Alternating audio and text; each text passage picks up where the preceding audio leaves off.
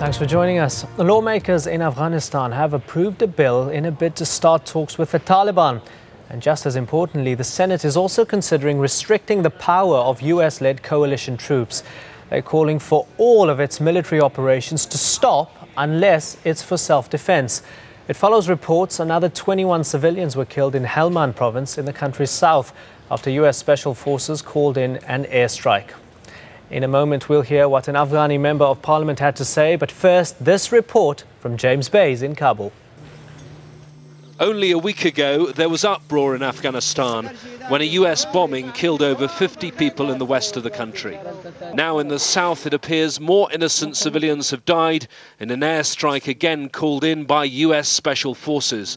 The governor of Helmand province says 21 people have died in the latest incident. President Hamid Karzai, who last week angrily summoned the American ambassador and NATO's commander to his palace, is said to have been informed about the latest deaths. Human rights groups say if the reports are accurate, it's appalling news. If we don't stop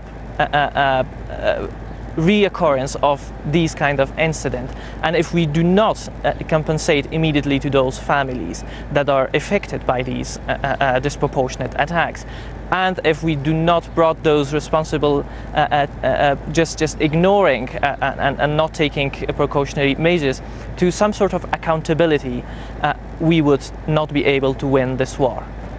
Recent controversy about civilian deaths has led to a vote here in the Afghan Senate calling for talks between Hamid Karzai's government and the Taliban.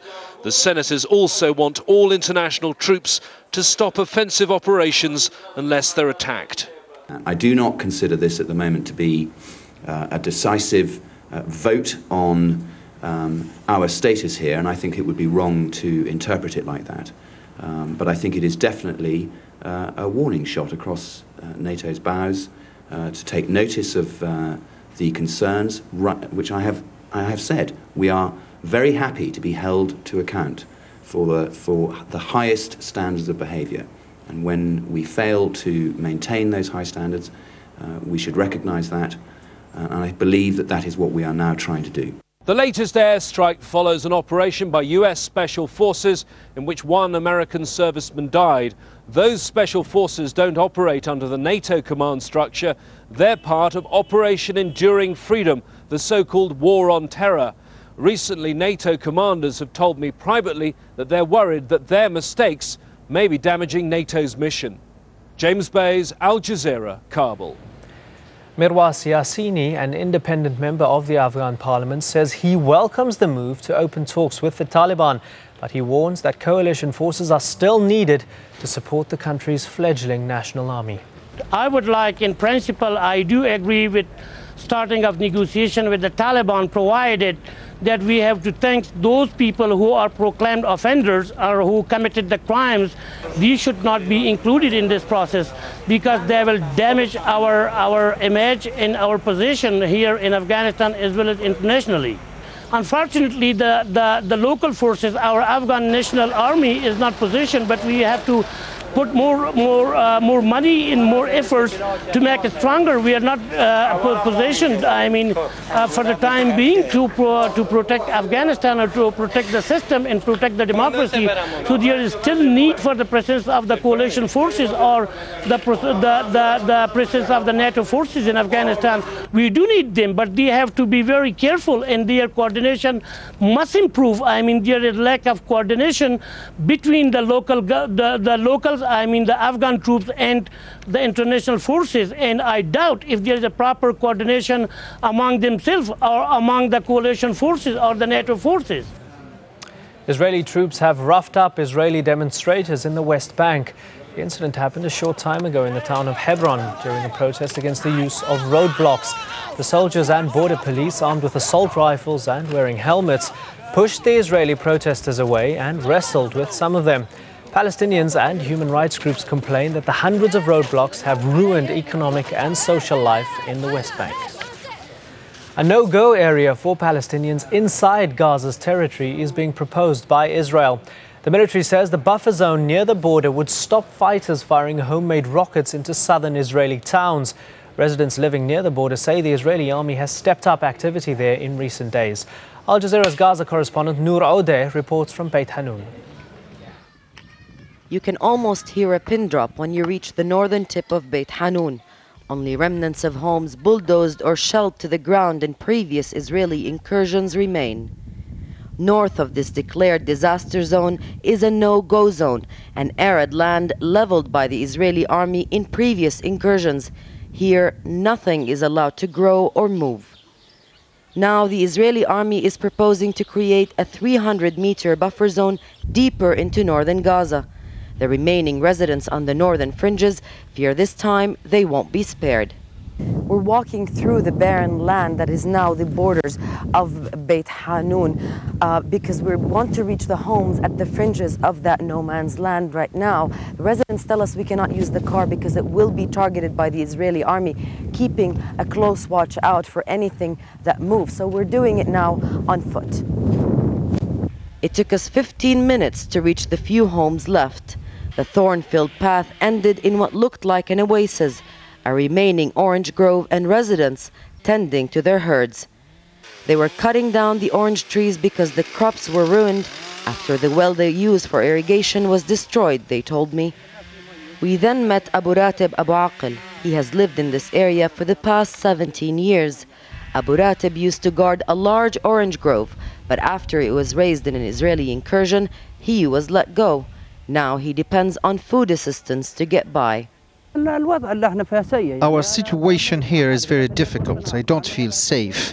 This was the main area of tank shelling. Every 5 or 3 minutes a tank shell would fall here.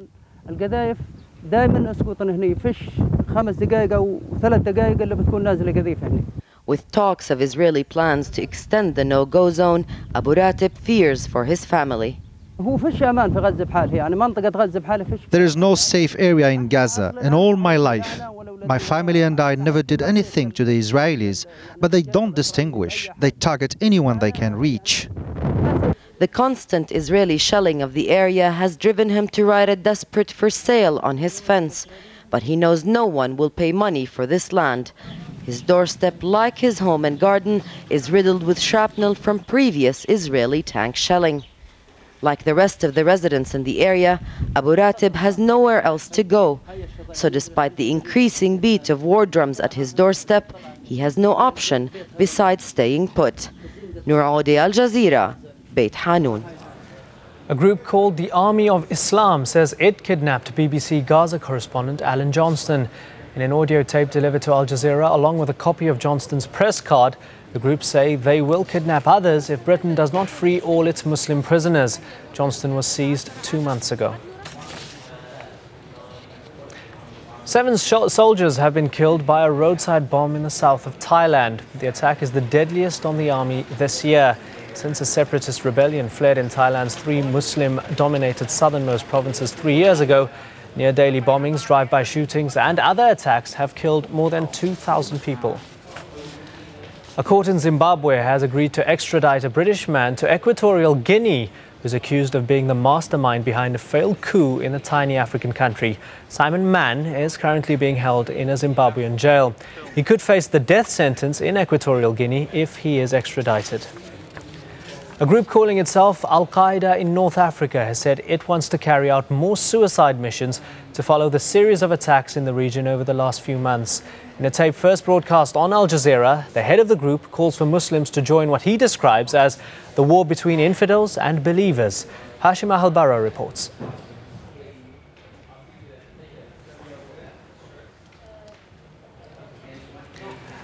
Apologies for that. Saudi Arabia is being accused of hypocrisy for executing drug smugglers while a Saudi prince has evaded justice in France. Prince Naif Al-Sha'lan was convicted of smuggling 2 tons of cocaine from Colombia to France in his private jet. But he was sentenced to 10 years in absentia because he didn't attend the sentencing hearing. And demonstrators are protesting in London against the decision to drop a corruption inquiry into a multi-billion-dollar arms deal with Saudi Arabia. The Prime Minister, Tony Blair, scrapped the investigation last year, saying it was in Britain's interest. Richard Bestick reports. It appears conflict along heroically David and Goliath dimensions. A gaggle of arms protesters against British Aerospace, Britain's biggest arms manufacturer.